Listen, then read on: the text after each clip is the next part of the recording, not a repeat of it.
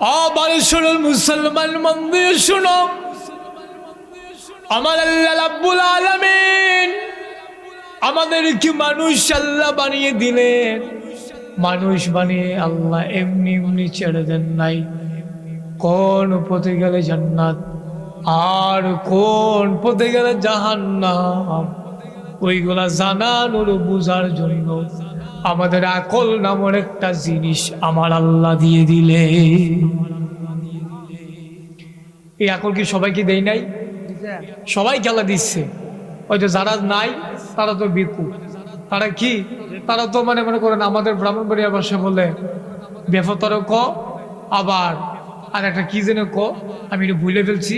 তবে এইরকম একটা শব্দ বলে যে ব্যাককল করে রাখো, ব্যাককল, তো এইগুলো বলে।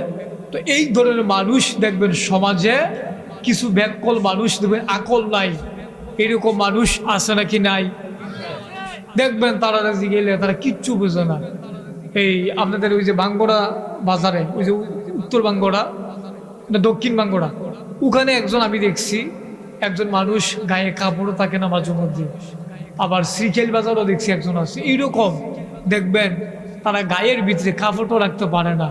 আবার চিন্তা করে দেখেন তাদের আকল নাই দিকই তো, তাদের আকল আছে, তারা থাকলে তো অবশ্যই এইটা করতই।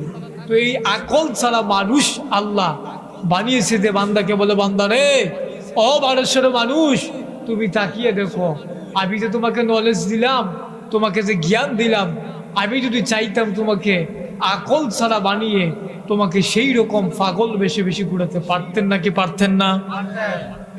তো আমার আল্লাহ তো তা করলেন না। আল্লাহ বিনা দরখাস্তে আশরাফুল মাখলুকাত বানিয়ে আবার মুসলমানের ঘরে আমাদেরকে জন্ম দিয়ে দিলেন। সুবহানাল্লাহ বলবেন না?